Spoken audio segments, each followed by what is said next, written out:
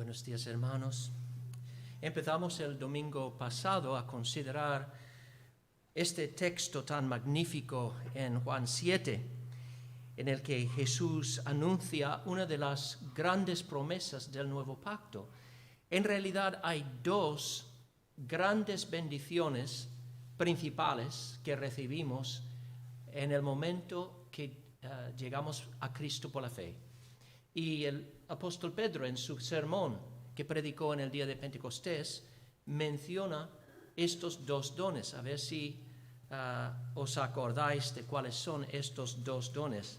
Se encuentran en la declaración del apóstol Pedro en el versículo 38 del capítulo 2. Hechos 2, 38. Cuando los judíos le preguntaron qué es lo que debemos hacer, les dijo Pedro: arrepentíos y bautícese cada uno de vosotros en el nombre de Jesucristo para perdón de los pecados y recibiréis el don del Espíritu Santo. Entonces, ahí vemos las dos bendiciones inmediatas que recibimos cuando venimos a Jesús por la fe. Inmediatamente recibimos el pleno perdón de todos nuestros pecados y al mismo tiempo recibimos el don del Espíritu Santo. El primer beneficio es el perdón, y el perdón es parte de este gran don que la Biblia describe como la justificación. En realidad, la justificación pues se compone de dos elementos. Por un lado, Dios nos absuelve de toda culpa, nos perdona todos los pecados por causa de la sangre preciosa de Jesús que fue derramada en la cruz. Él derramó su sangre para poder saldar la deuda que los pecadores tienen con Dios. Entonces, cuando un pecador llega a la fe en Cristo, inmediatamente esa deuda queda totalmente saldada por el sacrificio que ofreció Jesús en la cruz. Este sacrificio de propiciación que desvió la ira de Dios de los pecadores, pues todos los beneficios se le aplica al pecador y recibe el perdón. Primero, la absolución de su culpa y luego la imputación positiva de la misma justicia de Jesús, esa justicia que Él ganó, por decirlo así, a través de una vida entera de obediencia perfecta a la voluntad de su Padre. Durante sus 33 años de vida, Cristo se sometió siempre a la voluntad de su Padre Celestial, nunca pecó, guardó perfectamente toda la ley de Dios, cumplió la justicia de la ley. Y cuando confiamos en Él, su propia justicia personal nos es imputada. Dios nos la cuenta como si fuera nuestra. Este es un don tan enorme que no podemos expresar la enormidad de este don con palabras. Pero luego, el mismo momento que somos justificados por la sola fe en Cristo, perdonados, lavados de nuestros pecados, revestidos con la justicia de Jesús, en ese mismo momento recibimos otro don, que es el don del Espíritu, como dice el apóstol Pedro. Dijo: arrepentíos y bautícese, y luego dice: y recibiréis el don del Espíritu Santo. Y es este don al que Jesús se refiere en Juan 7, cuando dice: si alguno tiene sed, venga a mí y beba. Venga a mí y beba. Y luego en el versículo 39 dice: esto dijo del Espíritu, que habían de recibir los que creyesen en Él.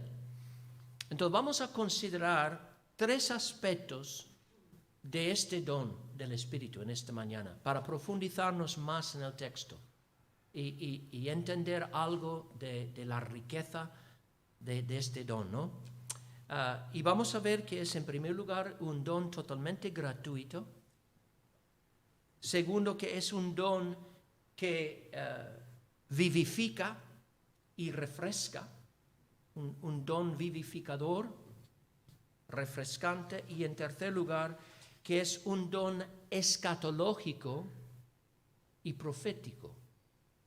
Y vamos a considerar estos tres temas. Primero, es un don totalmente gratuito. Y esto es obvio de la forma en la que Jesús nos ofrece este don. Dice, si alguno tiene sed, venga a mí y beba. No dice, si alguno tiene sed, venga a mí y haga las obras que yo le vaya a dar y después recibirá el Espíritu Santo. Si hace bien las obras, si cumple la tarea. Yo pienso, por ejemplo, en una maestra de la escuela dominical, ¿no? A veces ofrece a los niños un premio si aprende una serie de versículos bíblicos. Y dice, si aprendéis, quien sea que aprenda 10 versículos, va a ganar un Nuevo Testamento. Un Nuevo Testamento bonito para llevar en el bolsillo, pero tienes que aprender 10 versículos primero y decirme los versículos de memoria. Pues esto no es un regalo.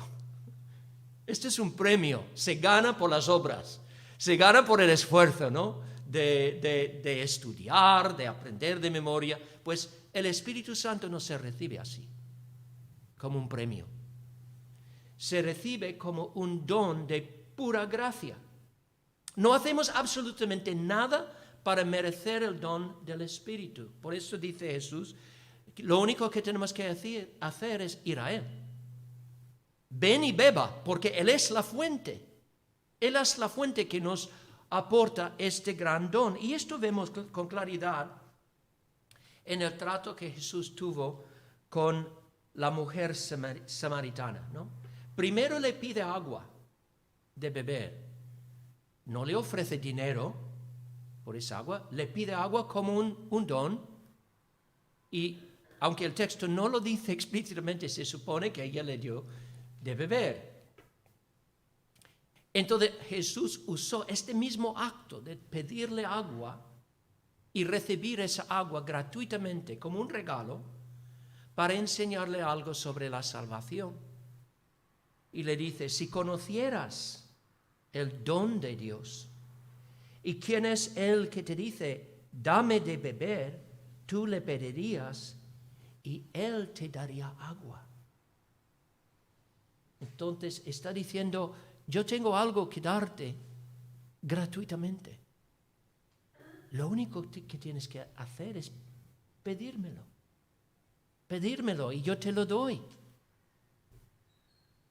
Y en el contexto, esta agua viva parece ser una referencia a la vida en el Espíritu. O sea, es más o menos lo mismo que vemos aquí en Juan 7. El agua al que se refiere Jesús, dice el texto, es el Espíritu. Y cuando Jesús habla con la mujer samaritana y le ofrece agua viva, está hablando de esa vida en el Espíritu que Dios le da al pecador, que le no puedo decirlo, le restaura, le renueva, le refresca. ¿Y por qué? Porque el hombre por naturaleza está muerto. Y no solo está muerto, está sediento, está totalmente desesperado, como una persona en el desierto, que está bajo el sol abrasador y no hay agua por ninguna parte. Y lo que Cristo dice a la mujer samaritana es que si vienes a mí y me pides este don, ese agua que te doy se va a convertir en una fuente de agua dentro de ti que va a saltar eternamente. Va a ser una fuente inagotable de vida espiritual dentro de ti para refrescar tu alma, para que nunca tengas sed jamás. ¡Qué don magnífico! Y si por alguna razón nos quedara una duda sobre el carácter totalmente gratuito de este don, tenemos la promesa en Apocalipsis 22, al final de la Biblia, el último capítulo, en el que Juan dice, y el Espíritu y la esposa, dicen, ¿quién es la esposa? La iglesia. El Espíritu y la iglesia dicen, ven. Y el que oye, diga, ven. Y el que tiene sed, venga. Y el que quiera, tome del agua de la vida gratuitamente. Aquí vemos que esa agua no solo es gratis, no solo es gratuita, Dios quiere que todo el mundo que escuche esta oferta, pues se lo repita a todo el mundo. Dice, el que oye, diga, ven. Es decir, Dios quiere que todo el mundo proclame y anuncie esta gran noticia, que hay agua viva para beber y esa agua se ofrece gratuitamente a quien sea que tenga sed y que quiere venir y beberla. Y yo creo que quizá la obra de Satanás más maligna, más terrible, es querer cegar al pecador al carácter totalmente gratuito de la salvación. Las personas no pueden creer que sea tan sencilla. Piensan que tienen que hacer una gran obra, ¿no? Como Naamán, ¿te acuerdas de Naamán? Que quería hacer algo grande para limpiarse de su lepra. Y el profeta le dijo, no, bájate al río Jordán y lávate, ya está. Y se ofendió. Quería hacer una gran obra. Yo me acuerdo de una ilustración genial que usa Spurgeon, ¿no? Acerca de un maestro de la escuela dominical que estaba tratando de explicar a los niños el carácter gratuito de la salvación y parece que los niños no entendían. Entonces sacó de su bolsillo un reloj muy bonito, muy brillante. Y le dijo, Juan, quiero darte este reloj, si lo quieres. Y Juan le miró como si estuviera hablando en otro idioma. Pues, no entiendo lo que quiere decir. No entiendo. Entonces, cuando no contestó, le dijo, Enrique, ¿quieres este reloj? Y de forma muy modesta dijo, oh, no señor, no señor. Y luego le dijo, Miguel, ¿quieres este reloj? Sí, gracias. Se lo cogió, lo metió en el bolsillo y los otros niños estupefactos decían, ¿y se lo puede quedar? Por supuesto se lo puede quedar. Sería una tontería ofrecer algo y luego volverle a tomar, ¿no? Pero teníamos la oportunidad de cogerlo y no lo hicimos. Sí, lo sé, porque no me creías. Estaba ofreciendo algo y rechazaste la oferta. Y esto es lo que el Evangelio está diciendo a todo ser humano. Ahora bien, esto no contradice la soberanía de Dios en la salvación. Tenemos que entender que la Biblia está llena de verdades complementarias que a lo mejor nos parecen una contradicción, pero no lo son. Dios es soberano, pero el hombre es responsable. Hay un solo Dios, sí, pero en 3 personas. Cristo es plenamente humano, es un ser humano, sí, pero al mismo tiempo es plenamente Dios. Dios es soberano en la salvación, sí, pero invita a todos en el Evangelio a venir. y sinceramente promete recibir a todos aquellos que vienen a Él por la fe. Y la fe es esa actitud humilde y dependiente del Salvador que Dios ha enviado al mundo. O sea, esta es la predicación del Evangelio. La predicación del Evangelio, en un sentido, es muy sencillo. Es muy sencilla. Es nada más que levantar delante de los hombres a la persona del crucificado. A la persona de Jesús en su carácter, como el Hijo de Dios, que ha venido al mundo, que ha muerto en la cruz por pecadores, se ha resucitado de entre los muertos, ha ascendido a la gloria celestial y ahora llama a todos los hombres que escuchan esta buena noticia a que se arrepientan y que vayan a Él y que se aferren a Él para vida eterna, y todos los que van a Él y se aferran a Él serán salvos. Este es el mensaje que tenemos que proclamar al mundo. Tenemos que llamar a los hombres a Cristo. Luego el Padre se encarga. El Padre se encarga de atraer al Hijo a aquellos que Él mismo escogió en Cristo en la eternidad. Por quienes el buen pastor dio su vida. Cada uno de ellos serán atraídos. Pero este es asunto de Dios. Nuestra responsabilidad es presentar a Cristo y llamar a los hombres que vengan, que beban, que reciban el gran don. Es un don gratuito de Dios. Tanto el perdón de los pecados como el don del Espíritu son dones. Segundo, son, como he dicho, son dones que vivifican. El Espíritu es un don que vivifica y refresca. Y esto es evidente porque Jesús, para describir la recepción del Espíritu, usa la palabra beber. Beber. Si alguno tiene sed, venga a mí y beba. Esta es la misma palabra que el apóstol Pablo usa en 1 de Corintios también, cuando está hablando de la unidad de la iglesia, porque sabéis que los corintios estaban muy divididos en diferentes grupos, ¿no? Tenían sus divisiones.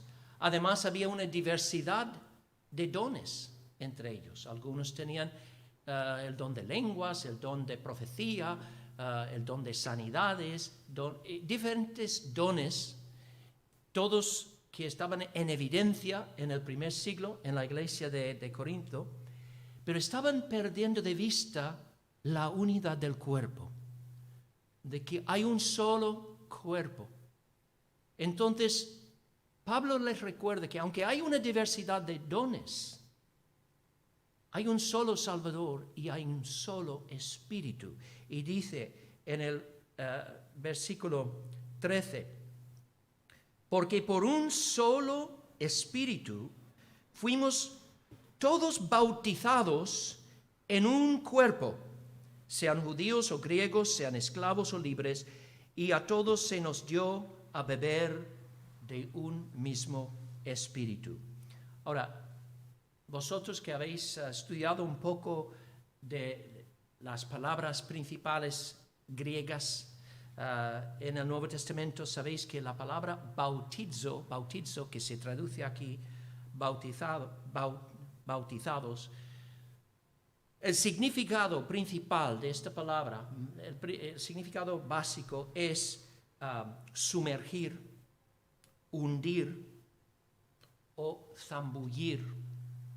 Y eso se hace evidente, por ejemplo, en la literatura antigua, en griego, por ejemplo, cuando un buque de guerra quedaba destruido en una batalla en alta mar y se hundía en el mar, decían que ese nave, ese buque, pues había sido bautizado en el mar, se había hundido en el mar. También cuando una confeccionista estaba haciendo un vestido y quería teñir la tela de ese vestido y metía la tela en el tinte, bautizaba la tela en el tinte. Se sumergía, hundía, zambullía esa tela. Ahora bien, lo que Pablo está diciendo cuando dice aquí, todos por un solo espíritu fuimos todos bautizados en un solo cuerpo. Lo que está diciendo es que a pesar de la gran diversidad que hay en la iglesia, todos los cristianos juntamente hemos sido hundidos, sumergidos en una sola persona, en Cristo. Es decir, Jesús mismo, su gloriosa persona, ha llegado a ser nuestra morada, donde todos nosotros nos encontramos reunidos en un mismo lugar. Es como si nosotros físicamente podemos estar dispersados, repartidos entre varias ciudades, unos en Alaurín de la Torre, otros en Málaga, otros en Mijas, pero donde quiera que estemos físicamente, siempre estamos en el mismo lugar espiritualmente. Estamos siempre en Cristo. Cristo ha llegado a ser, por medio de este bautismo, nuestro medio ambiente. Él es la esfera de nuestra existencia. Piensa, por ejemplo, en un equipo de astronautas que va en camino a Marte. El momento que su cohete despegue de la Tierra y deja atrás la atmósfera de la Tierra, pues durante todos los meses del viaje, su vehículo espacial es su medio ambiente, es su esfera de existencia. Dentro de ese vehículo tienen todo lo que necesitan para vivir. Tienen oxígeno, tienen luz, tienen alimento. Pero si salen de esa cápsula o ese vehículo, no hay nada más fuera que la muerte. Entonces, durante todo el viaje a Marte, y si pueden regresar, pues ese vehículo es su esfera de existencia que tienen en común. Y eso es lo que Pablo está diciendo, es que por la obra del Espíritu, o en el Espíritu, todos hemos sido introducidos en Cristo en la misma esfera de vida. Es como, por ejemplo, un pez que un niño compra en una tienda de mascotas y lleva a casa y mete el pez en un acuario. Pues a partir de ese momento, ese acuario es el medio ambiente del pez para el resto de su vida. Y todo lo que el pez necesita se encuentra en ese acuario. Lo mismo que nosotros. Todo lo que necesitamos para sobrevivir espiritualmente, para vivir para la gloria de Dios en este mundo, lo encontramos en Cristo. Ahora bien, hay una diferencia de opinión cuando Pablo dice, por un solo espíritu fuimos todos bautizados. Esa palabra por, en el griego, también puede ser traducido en un solo espíritu fuimos todos bautizados. Y la cuestión es si el espíritu aquí se presenta como el agente que bautiza o el elemento en el que somos bautizados. Y yo creo que realmente la evidencia apoya la idea de que el Espíritu es el elemento en el que somos bautizados. Y digo eso por lo que leemos en Mateo 3:11. Mateo 3:11, cuando Juan el Bautista hace un contraste entre su ministerio y el ministerio del Mesías venidero. Y el contraste principal que destaca tiene que ver con el elemento en el cual Juan y el Mesías sumergen sus discípulos. Y dice Juan, yo la verdad os bautizo, os sumerjo, os hundo en agua para arrepentimiento. O sea, cuando Juan sumergía a la gente en agua, era para marcar un antes y después en su experiencia. Que antes estaban viviendo bajo el dominio de la carne como pecadores, pero ahora se han arrepentido, han comenzado una nueva vida y el bautismo en agua representa el lavamiento de los pecados, el dejar atrás la vida pasada. Dice Juan, yo a la verdad os bautizo en agua para arrepentimiento. Pero luego dice, pero el que viene tras mí, cuyo calzado yo no soy digno de llevar, es más poderoso que yo. Él os bautizará en el Espíritu Santo y en fuego. A diferencia de Juan, el Mesías no hundirá a sus discípulos en un elemento físico como agua, más bien los hundirá en el Espíritu cuando vienen a Él por la fe. En ese mismo momento, Jesús zambulle a sus discípulos. El momento que un pecador va a Jesús y se aferra a Jesús por la fe, en ese momento Jesús mismo zambulle a ese creyente en la esfera del Espíritu. O sea, esa persona que antes vivía en la esfera de la carne, bajo el dominio de la carne, bajo el dominio del pecado, de repente es trasladado de una esfera a otra. Ya no se encuentra en la esfera de la carne, se encuentra ahora en la esfera del Espíritu, por la obra de Jesús al bautizar a esa persona en el Espíritu. Y en el Espíritu se encuentra ahora unido con todos los demás creyentes que han sido bautizados en el mismo Espíritu, ahora están unidos en un solo cuerpo, que es el cuerpo de Cristo.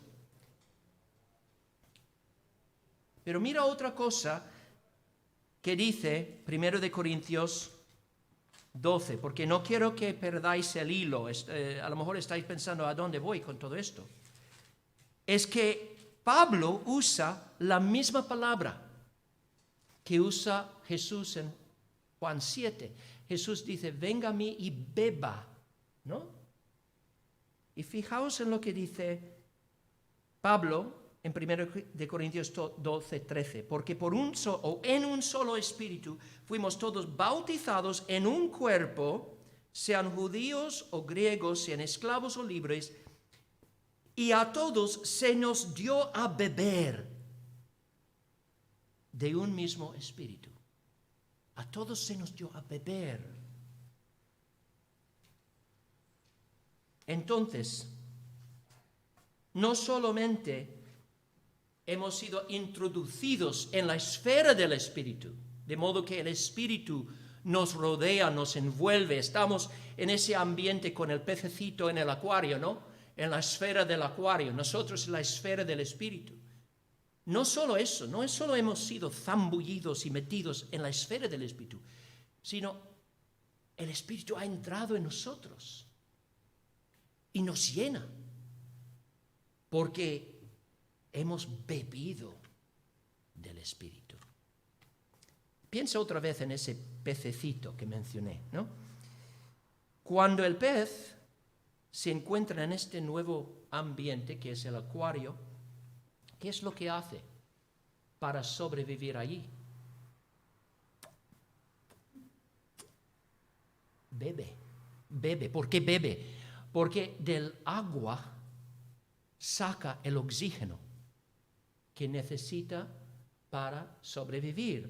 Estaba leyendo un poco sobre las branquias y cómo funcionan. Dice, las branquias de un pez son órganos ubicados en los lados de las cabezas de los peces. Esos órganos tienen muchos vasos sanguíneos pequeños llamados capilares. Cuando el pez abre la boca, el agua corre por las branquias y la sangre de los capilares recoge el oxígeno que se disuelve en el agua. Así que para que el pez pueda respirar y sacar oxígeno del agua para llenar su cuerpo, tiene que abrir la boca y beber el agua, dejando que el agua corra sobre las branquias. Y yo digo, ¿qué ilustración más ideal para la vida cristiana? Esta es la vida cristiana.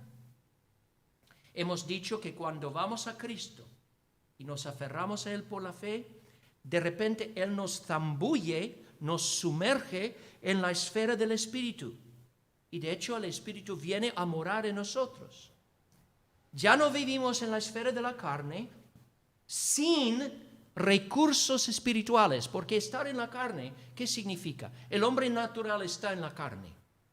Es decir, está sin ningún recurso natural, ningún recurso espiritual, ningún recurso, porque el hombre natural está muerto en sus pecados y delitos. Pero en Cristo ya no estamos en la carne, estamos en el Espíritu nos envuelve, nos rodea como el agua del acuario, y en el Espíritu tenemos todos los recursos para vivir para Dios en este mundo. Pero aquí llegamos al punto clave. Para experimentar la vida en el Espíritu y vivir en lo que la Biblia llama la plenitud del Espíritu, tenemos que hacer lo que hace el pez para sobrevivir. Él abre su boca y bebe. Y eso es lo que tenemos que aprender a hacer. Todos los días de nuestra vida, beber del Espíritu. ¿Y qué significa eso? ¿Qué significa beber del Espíritu? Pues en primer lugar significa venir a Jesús consciente de nuestra absoluta necesidad de recibir fuerza de lo alto para afrontar los desafíos de cada día. Piensa en este hombre perdido en el desierto, ¿no? Él está bajo el sol, no hay agua, pero ¿qué es lo que siente? Siente una profunda necesidad de ayuda. No tiene ningún recurso en sí mismo, necesita recibir agua. Dice John Stott que esta es la condición de cada persona que viene a Cristo. La verdad es que nadie viene a Cristo sin primero sentir sed. Esta es la realidad. Esta es la realidad. Si no tienes sed, no vas a beber. ¿No es así? Entonces, los únicos que vienen a Cristo son los que sienten sed. Dice Stott que ese hombre que viene a Cristo es como un viajero cansado y sediento en un clima caluroso. El sol se abate sin misericordia sobre él. Su provisión de agua se ha acabado. Tiene la boca seca, los labios partidos, el rostro sonrojado del calor y todo el cuerpo deshidratado. Brama por agua que sacie su sed. Y esta es la condición en la que se encuentra cada persona antes de venir a Cristo. Y es lo que les atrae a Cristo. Notan su sed, creen la promesa de Cristo cuando Él les ofrece agua y va a Él para recibir esa agua. ¿Y qué quiere decir? Reconocen su necesidad. Quiere decir que Dios, por su Espíritu, primero nos hace conscientes del estado de nuestro corazón. de que por naturaleza somos pecadores, tenemos inmundicia en nuestro corazón y mente, egoísmo, rebeldía contra Dios, una actitud idolátrica hacia dioses falsos, como la fama, las riquezas materiales, los aplausos de los hombres. Notamos que hemos vivido una vida despreocupada en cuanto a la santidad, en cuanto a glorificar a nuestro Creador, y nos abruma un sentido de nuestra culpa delante de Dios. Y sabemos que tenemos dos grandes necesidades. Tenemos que ser perdonados y limpiados, y necesitamos fuerza, porque nosotros mismos no tenemos fuerza. Y es cuando una persona se encuentra así que responde a la invitación preciosa de Cristo, que venga y que beba. Hay una escena maravillosa, una de las mejores escenas en toda la historia del cine, en la película Ben-Hur. ¿Has visto, no? Cuando Ben-Hur está siendo llevado como un prisionero por un centurión romano al buque donde va a tener que trabajar como un esclavo, pero tiene que pasar por el desierto, encadenado a otros prisioneros, y están caminando bajo el sol de Palestina, sedientos, exhaustos, y llegan a la ciudad de Nazaret. Y de repente, cuando entran en la ciudad, el centurión da el orden para que los caballos beban agua, pero se niega a permitir que Ben-Hur beba una sola gota de agua. Y abrumado de su necesidad, Ben-Hur cae a tierra, y de repente un habitante de Nazaret, desconocido a Ben-Hur, se acerca, se agacha y le da de beber de una vasija que lleva, y Ben-Hur bebe y bebe y bebe, y el dolor terrible de esa sed se le quita poco a poco. Entonces levanta la cabeza y mira a los ojos de ese benefactor. En la película, la audiencia nunca ve el rostro del benefactor, pero se nota en los ojos de Ben-Hur que se siente conmovido por la compasión que ve en los ojos de ese hombre desconocido que se ha agachado para darle de beber. Y cuando yo vi esa escena por primera vez, yo me conmoví porque me acordaba de Juan 7. Y decía, qué buena ilustración, ¿no? De Juan 7. Jesús, el dador de agua. Entonces, beber es simplemente esto, es ir a Jesús confiado de que Él es fiel y que Él sí cumplirá su promesa, que esa promesa está incluso para mí si yo voy a Él, que Él no me va a rechazar, no va a negarme esa agua que tanto necesito, porque Él es compasivo y para eso vino al mundo, para dar de beber a los sedientos. Y cuando uno cree esto y nota su condición y su necesidad, irá a Cristo y recibirá agua viva. Pero dice John Stott, es importante notar que todos los verbos aquí en Juan 7, los verbos tener sed, venir, beber, creer, y creer y beber es lo mismo. Pero todos estos verbos son en tiempo presente. Y esto es significativo porque en el griego el tiempo presente habla de una acción continuada. Entonces, lo que significa esto es que no vamos a Cristo una sola vez para beber. Hay un primer momento, sí, cuando vamos a Jesús y recibimos de Él esa agua.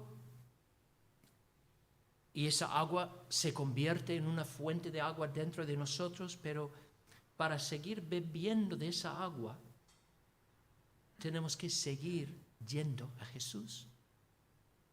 Eso tiene que ser nuestra práctica diaria. Como dice John Stott, no hemos de ir a Jesús una sola vez en arrepentimiento y fe, sino seguir yendo y seguir bebiendo porque seguimos teniendo sed. Esto lo hacemos en el aspecto físico. Cuando tenemos sed, buscamos algo de tomar. Debemos aprender a hacer lo mismo espiritualmente también. El cristiano tiene que ser un dipsomaníaco, un bebedor compulsivo y obsesivo espiritual. Siempre sediento y siempre bebiendo. Y beber no es simplemente pedir algo para tomar, sino también tomarlo. Además, es extremadamente sencillo. Es una de las primeras cosas que aprende a hacer un bebé. Se puede decir que lo hace por instinto. Es otra cosa que dijo Spurgeon en una ocasión. Dijo que cuando abrieron el orfanato que tenía el Tabernáculo Metropolitano, ellos abrieron un orfanato para recoger a niños de la calle, niños sin padres, etc. Dijo que esos niños necesitaban un aprendizaje, tenían que aprender muchas cosas, los buenos modales y muchas, pero nunca jamás había tenido que enseñar a ningún niño cómo beber. Es algo que los niños hacen por instinto, ¿no? Y cuando nacemos de nuevo, esto es algo que nos viene de forma instintiva. Sentimos sed, sentimos nuestra necesidad como creyentes y nos sentimos atraídos a Jesús. Y es bueno este proceso. Es así como crecemos espiritualmente. Y es así como debemos beber diariamente. Comienza cuando nos levantamos por la mañana. Podemos entrar en nuestro aposento, donde sea, nuestro lugar privado, y ahí derramar nuestro corazón delante de Dios, decirle: heme aquí, Señor, esta mañana, y tú sabes, Señor, lo débil que soy y cuánto te necesito. Te pido, Señor, lléname hoy de tu Espíritu Santo. Lléname de tu presencia. Fortaléceme. Ayúdame. Soy muy necesitado y te necesito, Señor. Pidiendo con fe este aumento de la presencia del Espíritu en nuestras vidas, la manifestación del Espíritu, podemos luego salir a hacer las tareas del día confiado de que Dios ha escuchado nuestra oración y nos va a contestar, porque es su promesa. Yo creo que es de eso que Jesús estaba hablando en el Evangelio de Lucas, cuando dice: todo aquel que pide, recibe. Y el que busca, halla. Y al que llama, se le abrirá. ¿Qué padre de vosotros, si su hijo le pide pan, le dará una piedra? O si pescado, en lugar de pescado, le dará una serpiente. O si le pide un huevo, le dará un escorpión. Pues si vosotros, siendo malos, sabéis dar buenas dádivas a vuestros hijos, ¿cuánto más vuestro Padre Celestial dará al Espíritu Santo a los que se lo pidan? Yo creo que Cristo está hablando aquí de una acción de todos los días. No está hablando de una cosa de una sola vez.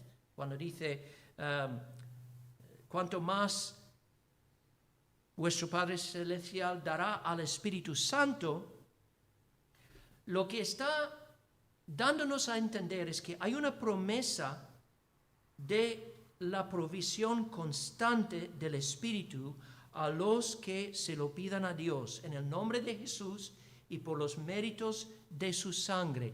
Es decir, habiendo recibido el Espíritu, podemos experimentar una medida aún más grande del Espíritu conforme a nuestra constancia en ir a Dios y pedirle eso, porque Dios no nos va a negar una cosa que es para nuestro bien.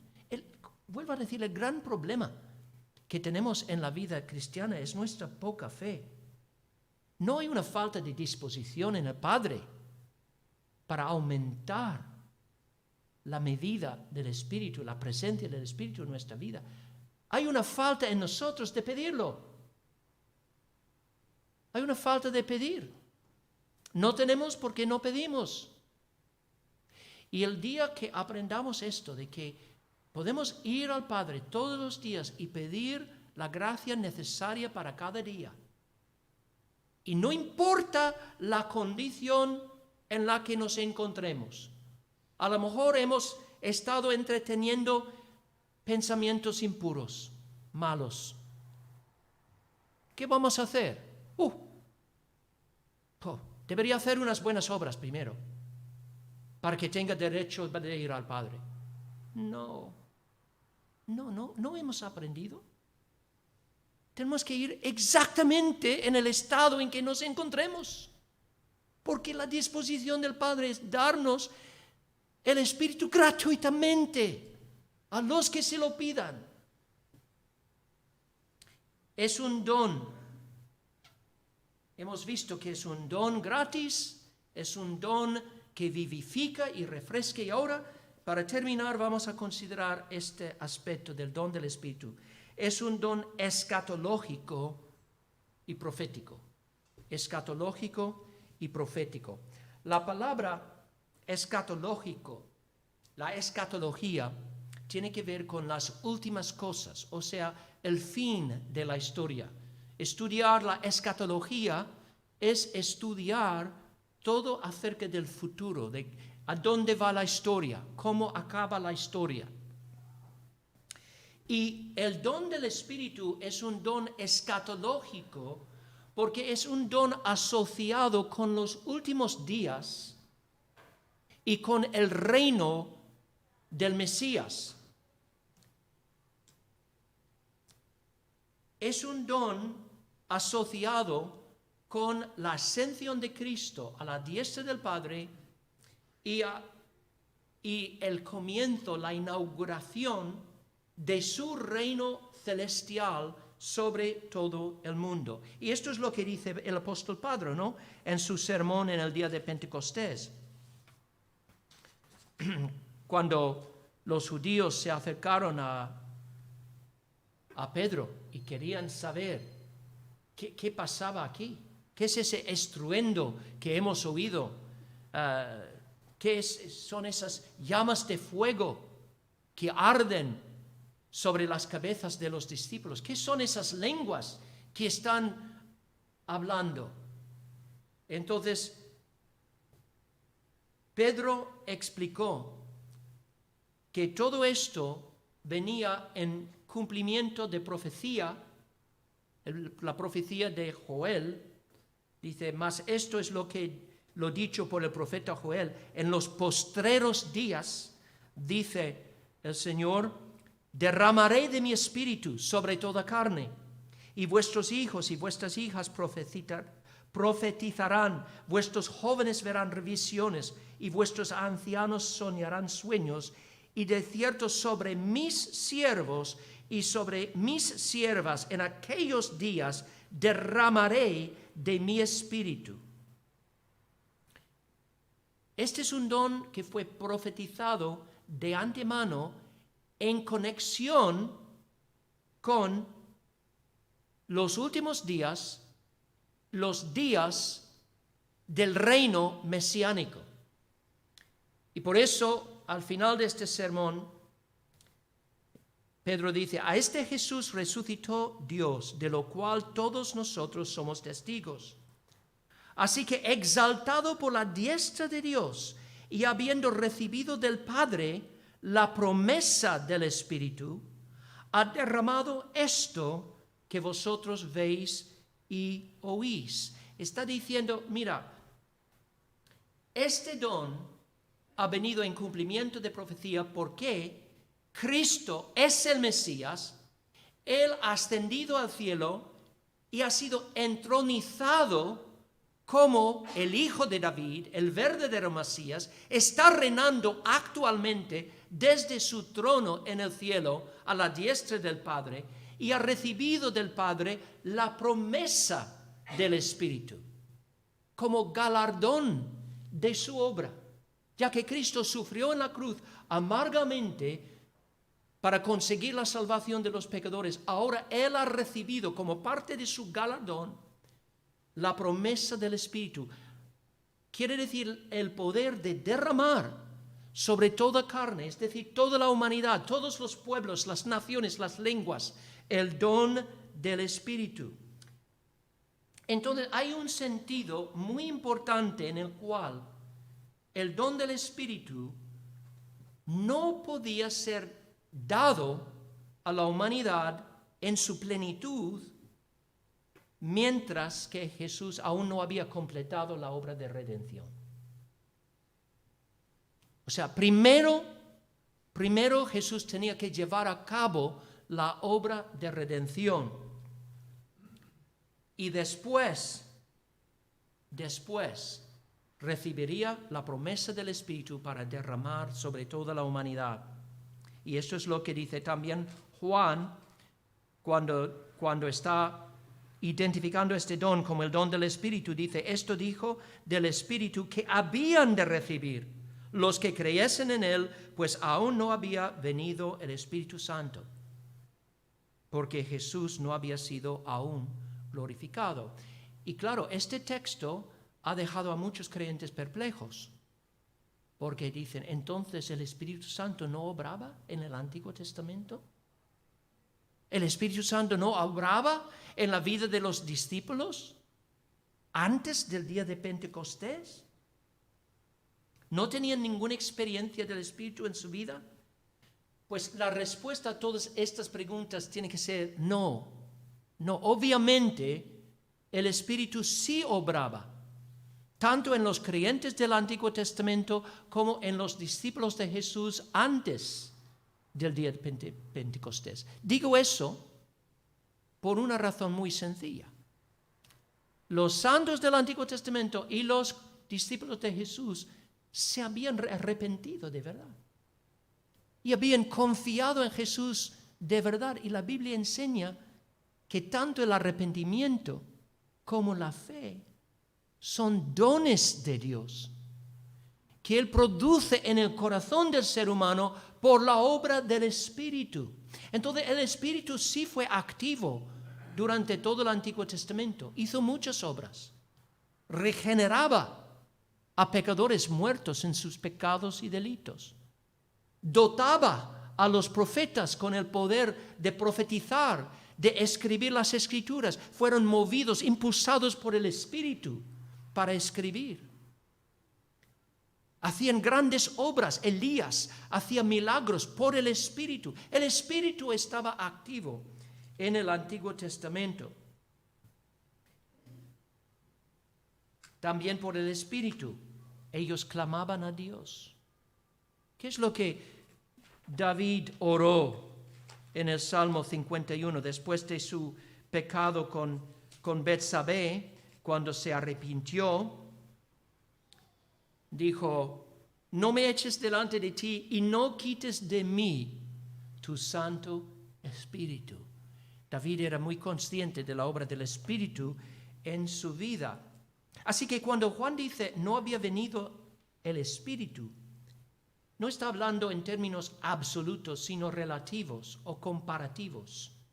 Se refiere al hecho de que el Espíritu aún no había venido ni podía venir con la misma plenitud con la que se manifestaría después, mientras que Jesús estaba todavía en la tierra.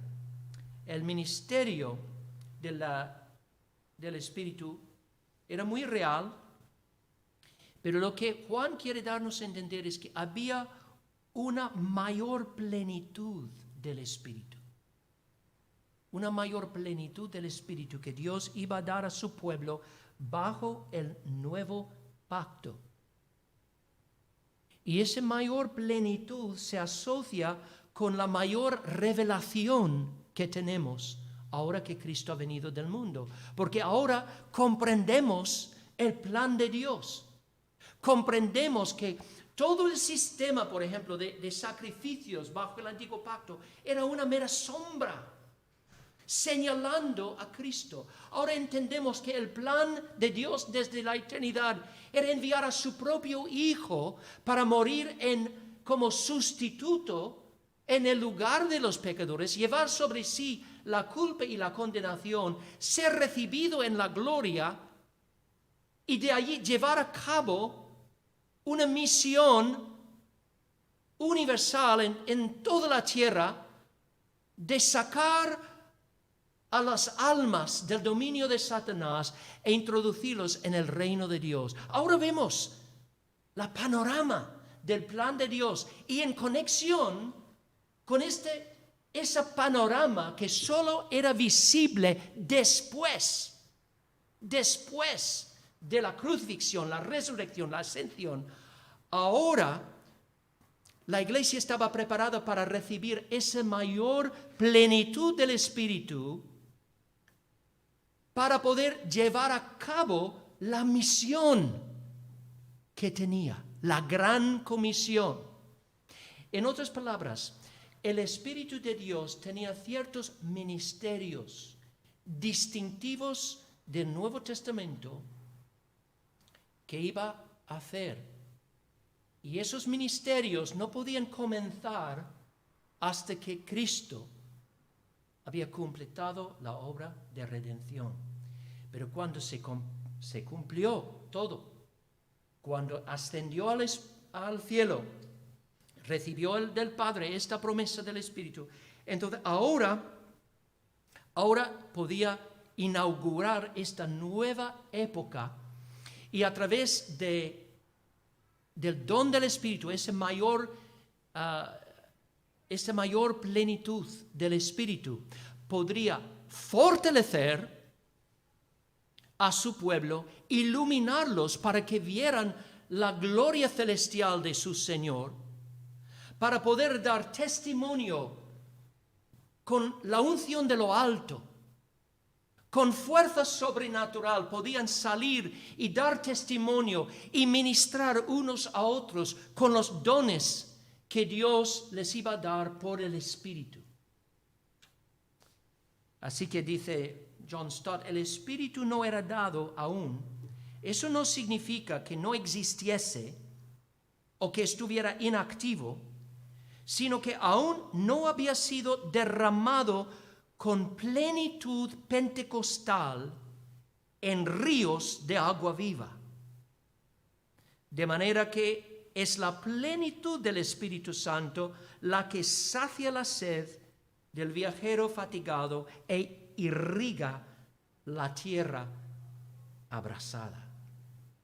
Entonces, la semana que viene, con la ayuda del Señor, vamos a concluir esta serie una serie de 3 mensajes realmente sobre este texto, porque quiero enfocarme ahora, pero no tengo tiempo hoy, enfocarme en el versículo 38. El que cree en mí, como dice la Escritura, de su interior correrán ríos de agua viva.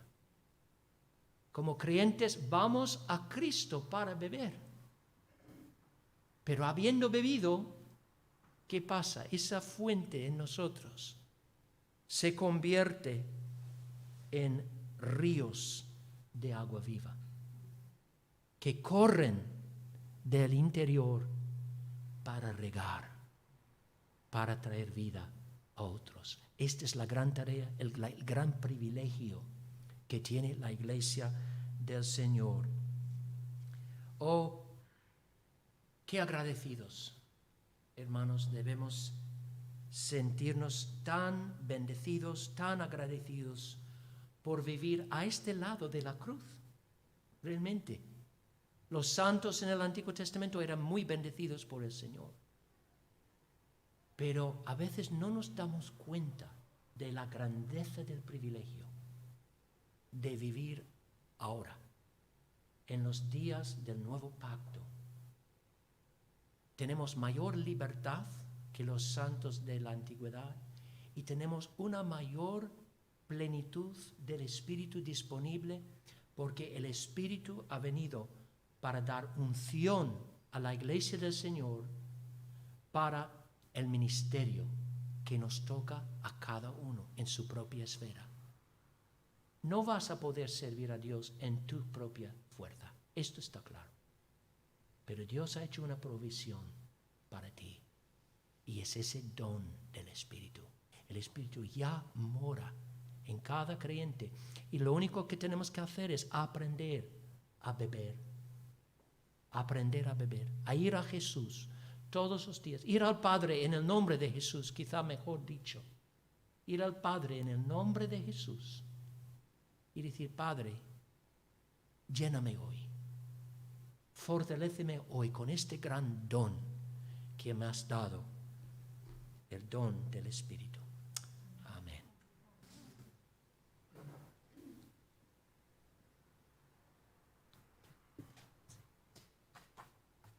Vamos a orar. Señor, te damos gracias por este gran don que tú nos has dado, el don del Espíritu.